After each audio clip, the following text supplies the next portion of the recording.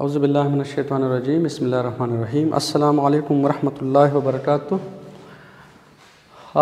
Dear students, lecture number 11 of chapter number 14 में we discussed transformer in detail। ठीक है, और हमने ये पढ़ा था कि ट्रांसफार्मर का बेसिक प्रिंसिपल क्या है, म्यूचुअल इंडक्शन।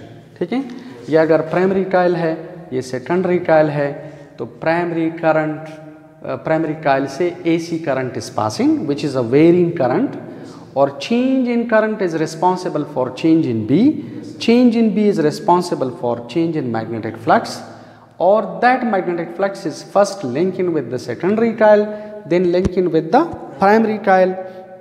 ठीक है, तो EMF यहाँ पर भी इंड्यूस हो जाते हैं, यहाँ पर भी इंड्यूस हो जाते हैं। तो ये मैकेनिज्म हमने लास्ट टाइम पढ़ा कि स्टेप अप ट्रांसफार्मर किस तरह डिज़ाइन करेंगे, स्टेप डाउन किस तरह डिज़ाइन करेंगे, और फिर हमने ये पढ़ा था कि आइडियल ट्रांसफार्मर में power losses don't take place. ठीक है, तो लास्ट टाइम हमने आइडियल ट्रांसफार्मर पढ़ा था। Now we are going to study a practical transformer, not ideal. तो if you consider a practical transformer, तो प्रैक्टिकल ट्रांसफार्मर में power losses, energy losses do take place. अच्छा, एक इम्पॉर्टेंट बात यह है कि अक्सर वाइवा में, ठीक है, प्रैक्टिकल्स में, इंटरव्यूज़ में पूछते हैं कि कैन वी स्टेप अप और स्टेप डाउन DC वोल्टेज या DC करंट। तो ना, DC करंट को या DC वोल्टेज को हम स्टेप अप नहीं कर सकते, इज इट। तो AC करंट का एक, देखिए, AC करंट और AC वोल्टेज का एक फ़ायदा ये है कि they are easily convertible, we can easily step up and step down them. DC में ये क्वालिटी नहीं है, DC में ये प्रॉपर्टी नहीं है। अगर इस प्राइमरी कॉइल को आप DC करंट अप्लाई करें तो DC करंट का मतलब है कांस्टेंट करंट, तो कांस्टेंट करंट का मतलब है कांस्टेंट B, कांस्टेंट B का मतलब है constant flux, the change in magnetic flux will be zero. तो देयरफॉर वहाँ पर इंड्यूस्ड EMF पैदा नहीं होता according to the Faraday's law. तो याद रखिए, DC वोल्टेज को या DC करंट को हम स्टेप अप या स्टेप डाउन नहीं कर सकते, इज इट। AC वोल्टेज को हम स्टेप अप भी कर सकते हैं और स्टेप अपनी मर्जी से इसे हम कन्वर्ट कर सकते हैं, स्टेप अप या स्टेप डाउन कर सकते हैं।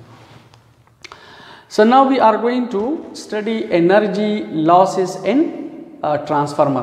याद रखिए, जो फर्स्ट लॉस है, तो फर्स्ट लॉस है लॉस यानी एनर्जी लॉस, ठीक है, ड्यू टू फ्लक्स लीकेज। याद रखिए, flux leakage is responsible for the energy loss in a transformer. देखिए, फ्लक्स लीकेज का क्या मतलब है, आप अगर गौर से देखिए, ये प्राइमरी कॉइल, देखिए प्राइमरी कॉइल में ये जो टर्न्स हैं, these are basically circular turns. तो अगर ये एक सर्कुलर टर्न है और इससे suppose current is passing in this direction, suppose if the current is passing like this, तो आपको पता है इसका ये वाला फेस क्या होगा, ये वाला फेस नॉर्थ होगा, ये वाला फेस साउथ होगा, और आपको पता है मैग्नेटिक लाइंस नॉर्थ से निकलकर साउथ की तरफ वापस आ जाती है। तो अब आप लोग देखिए, ये ज़रूरी नहीं है कि इस ए टर्न के जितने भी जो मैग्नेटिक लाइंस है, ठीक है ना, वो एग्जैक्टली इसके साथ या उसके साथ लिंक अप करे, बल्कि कुछ लाइंस जो है प्रोबेबिलिटी ये है कि ये बाहर भी जाती है। तो आप देखिए, अगर कुछ लाइंस बाहर जाती है तो this is called flux leakage. इसका मतलब है आपका कुछ इनपुट फ्लक्स लीकेज में ज़ाया हो जाता है, and this is called energy loss due to flux leakage. तो याद रखिए, जिस ट्रांसफार्मर में फ्लक्स लीकेज ज़्यादा होता है, इसका मतलब है energy loss due to flux leakage will be maximum. अब क्वेश्चन ये है कि इसकी रेमेडी क्या है, इसे हम मिनिमाइज कैसे करते हैं। तो याद रखिए, मिनिमाइजेशन के लिए बस ट्रांसफार्मर में इस तरह करते हैं कि एक कॉइल को दूसरे कॉइल के ऊपर वाइंड अप करते हैं, प्राइमरी के ऊपर सेकेंडरी या सेकेंडरी के ऊपर प्राइमरी को वाइंड अप करते हैं। तो इसका फ़ायदा ये होगा कि प्राइमरी का जितना भी फ्लक्स है वो टोटली 100% तो पॉसिबल नहीं है, लेकिन ज़्यादा जो है वो सेकेंडरी के साथ लिंक अप करेगा, या जो सेकेंडरी का फ्लक्स है वो ज़्यादा जो है वो प्राइमरी के साथ लिंक अप करेगा। नंबर 1। नंबर 2 ये कि यहाँ पर हम सॉफ्ट आयरन प्लेट्स यूज़ करते हैं। ये सॉफ्ट आयरन, देखिए सॉफ्ट आयरन यानी आयरन की जो मैग्नेटिक परमेबिलिटी है वो ज़्यादा है, तो वो इन लाइंस को अपने अंदर समा के ले जाती है लाइक दिस, ठीक है। तो अगर आप सॉफ्ट आयरन प्लेट्स यूज़ करें तो ये जो आयरन है ये मैग्नेटिक लाइंस को अपने अंदर समा के इस तरह सेकेंडरी कॉइल के साथ जो है वो लिंक अप करती है। तो याद रखिए, एक जो फैक्टर है, जो पैरामीटर है, वो है फ्लक्स लीकेज, और flux leakage is responsible for the energy loss in a transformer, ठीक है। इसे हम मिनिमाइज कैसे करेंगे, तो आप ऐसा करें कि एक कॉइल के ऊपर दूसरे कॉइल को वाउंड करें, वाइंड अप करें, तो इसका फ़ायदा ये होगा कि एक कॉइल का जो मैग्नेटिक फ्लक्स है वो ज़्यादातर दूसरे के साथ लिंक अप करेगा, ठीक है। अच्छा याद रखें, दूसरा जो पैरामीटर है नंबर 2 वो है resistance of windings. Resistance of windings, याद रखिए रेजिस्टेंस ऑफ वाइंडिंग्स का मतलब है कि प्राइमरी कॉइल और सेकेंडरी कॉइल की जो रेजिस्टेंस है, ठीक है। ये जो कॉइल है, याद रखिए इस कॉइल की अपनी एक रेजिस्टेंस होगी, और आपको पता है resistance is responsible for the power loss. Resistance is responsible for the power loss, ठीक है। आप देखिए इस प्राइमरी कॉइल की रेजिस्टेंस सपोज अगर ज़्यादा है तो याद रखिए इसमें पावर लॉस ज़्यादा होगा, या उसकी रेजिस्टेंस अगर ज़्यादा है तो पावर लॉस ज़्यादा, ठीक है। अब क्वेश्चन ये कि इस पावर लॉस को, इस एनर्जी लॉस को हम मिनिमाइज कैसे करेंगे। तो याद रखिए एक तो ये है कि आप ये जो प्राइमरी कॉइल है और जो सेकेंडरी कॉइल हैं इनमें ऐसे मटेरियल्स को आप यूज़ करें जिसकी रेजिस्टेंस कम हो। आमतौर पे कॉपर वायर यूज़ करते हैं, तो कॉपर की जो रेजिस्टेंस है, बाद में एल्यूमिनियम यूज़ करते हैं, कॉपर की जो रेजिस्टेंस है वो कम है। आप कॉपर वायर यूज़ करें तो याद रखिए रेजिस्टेंस इसकी कम है, तो ये पावर लॉस कम होगा। और दूसरा ये है कि आप इसमें थिक वायर यूज़ करें, वायर जितना थिक होगा इसमें पावर लॉस कम होगा। लेकिन देखिए लुक इट, ज़रा गौर से देखिए, हमने लास्ट टाइम पढ़ा था इससे पहले लेक्चर में कि if you consider an ideal transformer, तो आइडियल ट्रांसफार्मर है this is IP, this is VP and this is IS, this is VS।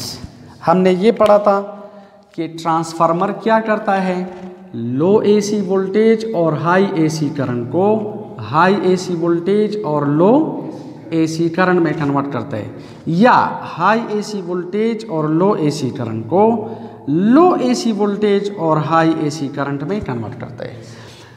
Please remember, अगर ये स्टेप अप ट्रांसफार्मर है, ठीक है, मसलन ये आप देखिए ये स्टेप डाउन ट्रांसफार्मर है, क्योंकि ये नंबर ऑफ टर्न्स जो है इन नंबर ऑफ टर्न्स से कम है। तो आपको पता है स्टेप डाउन ट्रांसफार्मर में, स्टेप डाउन ट्रांसफार्मर में जो सेकेंडरी वोल्टेज है ये प्राइमरी वोल्टेज से क्या होगा, कम, लेकिन जो सेकेंडरी करंट है वो प्राइमरी करंट से क्या होगा, ज़्यादा। तो याद रखिए अगर ट्रांसफार्मर स्टेप डाउन है तो स्टेप डाउन ट्रांसफार्मर में IS ये वाला जो करंट है, जो सेकेंडरी करंट है वो ज़्यादा होगा। इसका मतलब है पावर लॉस वहाँ पर ज़्यादा होगा। तो आप ये जो कॉइल है इसमें आप थिक वायर यूज़ करें, क्योंकि थिक वायर की रेजिस्टेंस क्या होती है, कम। हमने चैप्टर नंबर 2 में पढ़ा था रेजिस्टेंस बराबर होती है ρl डिवाइड बाई A। अगर वायर थिक है, एरिया ऑफ क्रॉस सेक्शन ज़्यादा है तो रेजिस्टेंस कम, रेजिस्टेंस कम है, ये रेजिस्टेंस कम है तो याद रखिए पावर लॉस कम होगा, ठीक है। आप इसमें भी थिक वायर यूज़ करते हैं, लेकिन देखिए थिक वायर पर यह है कि खर्चा ज़्यादा आ जाएगा। तो आप ऐसा करें, कि अगर करंट इधर ज़्यादा है तो ये वायर थिक करो, और अगर करंट इधर ज़्यादा है तो फिर ये वायर थिक करो। मसलन ट्रांसफार्मर जो है वो अगर स्टेप अप है तो आप देखिए स्टेप अप ट्रांसफार्मर में what happens, V S is greater than V P, तो देखिए I S is less than I P, ठीक है, यानी I P is greater than I S. अगर ट्रांसफार्मर जो है वो स्टेप अप है तो ये वोल्टेज कम होगा, वो ज़्यादा, तो ये करंट क्या होगा, ज़्यादा, वो करंट कम। तो फिर आप ऐसा करें कि ये वायर आप थिक बना लें। इफ़ यू, अगर आप इस कायल में थिक वायर यूज़ करें तो थिक वायर का एरिया ऑफ क्रॉस सेक्शन ज़्यादा, रेजिस्टेंस कम, तो पावर लॉस कम। तो याद रखें इसे हम मिनिमाइज कैसे करेंगे कि आप एक ऐसा मटेरियल यूज़ करें दोनों कायल्स में जिसकी रेजिस्टेंस नेग्लिजिबल हो, जो आमतौर पे हम कॉपर वायर यूज़ करते हैं। और दूसरा ये है कि अगर ट्रांसफार्मर स्टेप अप है तो सेकेंडरी में जो करंट है वो कम होगा, प्राइमरी में ज़्यादा होगा। तो फिर आप ये वायर थिक बना ले, वो थिन बना ले, नो प्रॉब्लम, आप दोनों भी थिक बना सकते हैं, लेकिन फिर खर्चा ज़्यादा आ जाएगा। और अगर ट्रांसफार्मर जो है वो स्टेप डाउन है तो स्टेप डाउन का मतलब है वो वोल्टेज कम होगा, ये वोल्टेज कम होगा लेकिन इधर करंट ज़्यादा होगा, तो फिर ये जो वायर है ये आप थिक बना लें, ठीक है। और याद रखें नंबर 3 जो पैरामीटर है वो है eddy current loss, eddy current या करंट्स लॉस, ठीक है, ईडी करंट लॉस। हमने लास्ट टाइम पढ़ा था डिटेल में कि ईडी करंट्स का मतलब है circulating currents, rotating currents, circulating currents. याद रखिए ईडी करंट लॉस का क्या मतलब है कि ये हमारे पास वो सपोज आयरन प्लेट से, ठीक है, ये प्लेट है लाइक दिस, इस तरह। तो व्हाट हैपन्स, देखिए when a varying current is passing through the primary coil, तो varying current is responsible for change in B, change in B is responsible for change in magnetic flux, change in flux की वजह से देखिए ये जो iron plates हैं ये change in magnetic field में पड़ी हैं। और ईडी करंट्स का क्या मतलब है, ये हमने लास्ट टाइम पढ़ा था कि currents which are produced in metals when they are exposed to a change in magnetic field। जब आप किसी मेटल को चेंज इन मैग्नेटिक फील्ड में रखें तो उस मेटल के अंदर सर्कुलेटिंग करंट्स आर प्रोड्यूस्ड। तो याद रखिए when the current in the primary coil या current in the secondary coil is varying, तो ये जो आयरन प्लेट से इसके अंदर circulating currents are produced like this, कभी इस तरह कभी इस तरह, डिपेंड करता है ओरिजिनल करंट के डायरेक्शन पर। तो याद रखिए these circulating currents are called eddy currents. और याद रखिए ये ईडी करंट्स हमें यहाँ पर नहीं चाहिए, ट्रांसफार्मर में हमें ईडी करंट्स नहीं चाहिए। इसका मतलब है कि आपका कुछ इनपुट ईडी करंट्स के प्रोडक्शन में ज़ाया हो जाता है। देखिए here we don't need this eddy currents, इन ईडी करंट्स का हमें कोई फायदा नहीं है ट्रांसफार्मर में, ठीक है, लेकिन दे आर प्रोड्यूस्ड। तो इसका मतलब है कि आपका कुछ इनपुट जो है वो ईडी करंट्स के प्रोडक्शन में ज़ाया हो जाता है, तो energy is lost, power is lost. और याद रखिए इन प्लेट्स की अपनी एक रेजिस्टेंस भी है, तो उस रेजिस्टेंस की वजह से eddy currents are also responsible for the power loss या energy loss in the iron plates. इसकी वजह से ये आयरन प्लेट्स जो है वो गर्म हो जाती है। तो अब क्वेश्चन ये कि इसको हम मिनिमाइज कैसे करेंगे, इसको रिड्यूस कैसे करेंगे, इसकी रेमेडी क्या है। तो याद रखें अगर आप इसे मिनिमाइज करना चाहते हैं तो हम ऐसा करते हैं कि इन प्लेट्स की लेमिनेशन करते हैं। देखें इनकी लेमिनेशन करते हैं।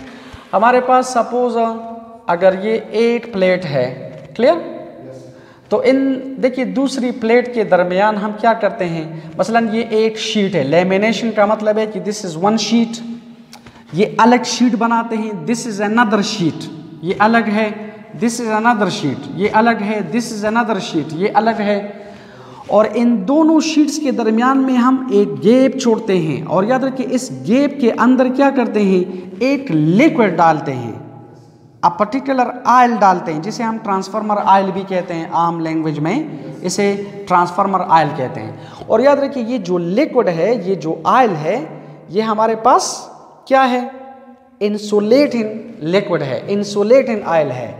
देखिए इस इंसुलेटिंग लिक्विड या लेमिनेशन का ये फ़ायदा है कि एक शीट का मसलन देखिए यहाँ पर लुकेट, यहाँ पर जो ईडी करंट पैदा हो जाते हैं, तो ये ईडी करंट इस प्लेट के ईडी करंट के साथ ऐड नहीं हो जाता, क्योंकि दरमियान में लिक्विड है, दरमियान में there is an oil and this oil is insulating.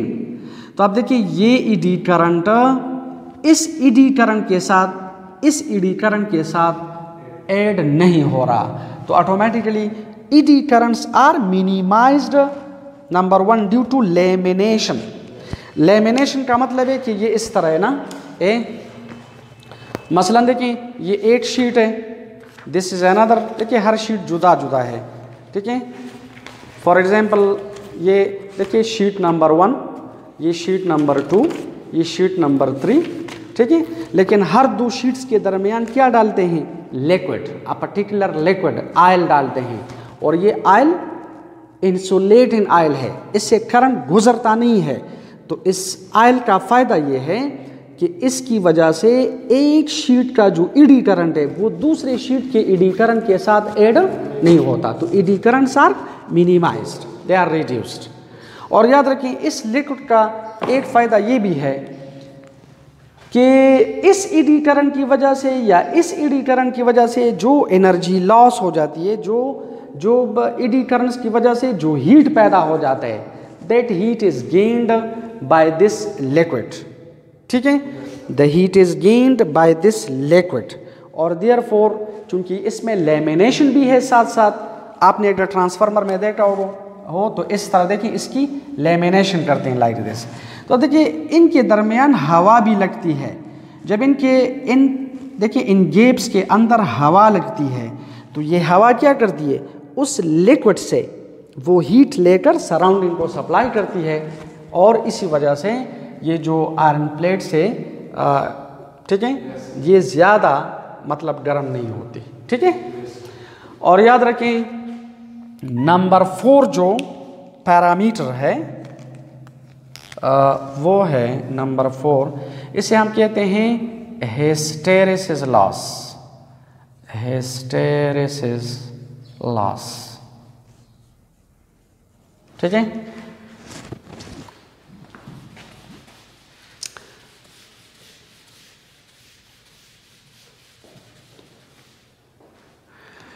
हाँ देखिए हिस्टेरेसिस लॉस का ये मतलब है कि पहले ट्रांसफार्मर में जो है जब इसको डिज़ाइन करते थे तो इसमें क्या यूज़ करते थे, इन प्लेट्स की जगह स्टील प्लेट्स,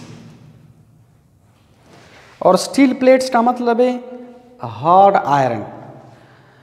तो अगरचे हार्ड आयरन की जो मैग्नेटिक परमेबिलिटी है वो ज़्यादा है, लेकिन हार्ड आयरन का या स्टील का मतलब है कि आप देखिए it can not be easily magnetised and easily demagnetise, इसको हम इजीली मैग्नेटाइज और इजीली डीमैग्नेटाइज नहीं कर सकते।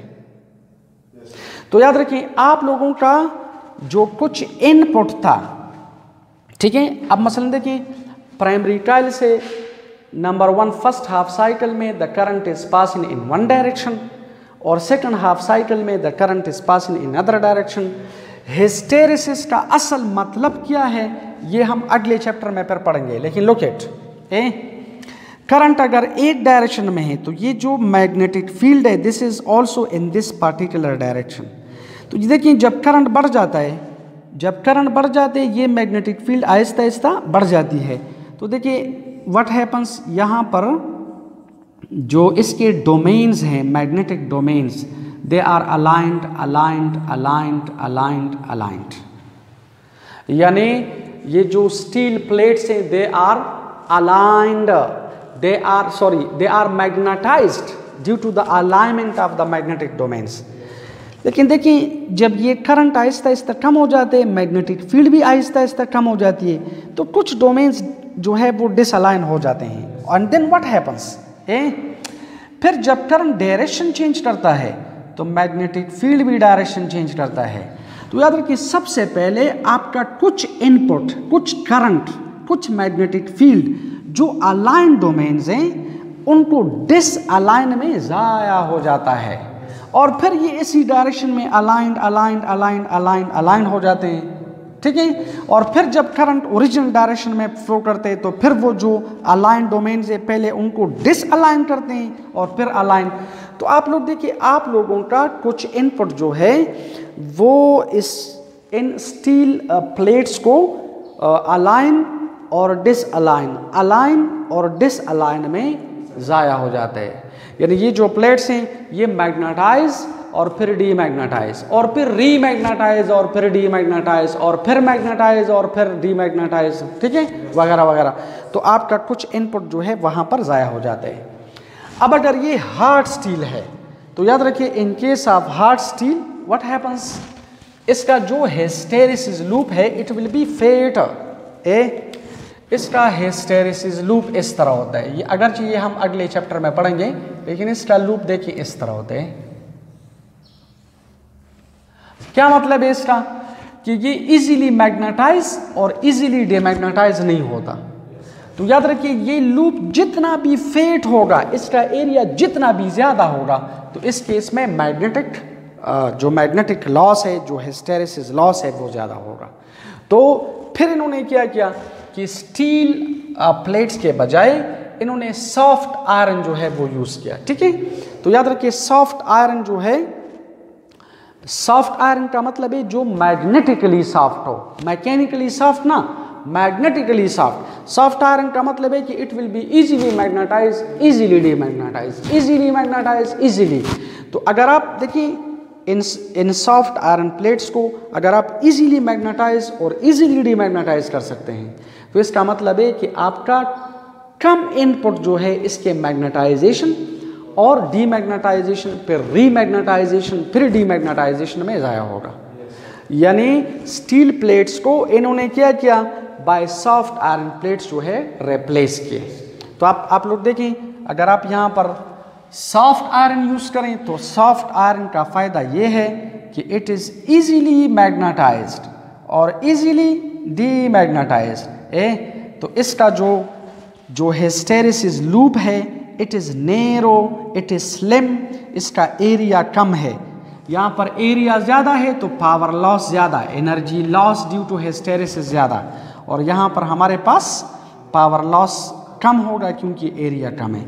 तो याद रखिए अगर आप हिस्टैरिसीस लॉस को मिनिमाइज करना चाहते हैं तो स्टील प्लेट्स की बजाय you can use soft iron plates. तो सॉफ्ट आयरन जो है क्योंकि इजीली मैग्नेटाइज और डीमैग्नेटाइज, रीमैग्नेटाइज, डीमैग्नेटाइज, तो इस केस में जो लॉस है, जो एनर्जी लॉस है, यानी आपका कम इनपुट जो है वो इसको मैग्नेटाइजेशन और डीमैग्नेटाइजेशन में ज़ाया हो जाएगा, ठीक है।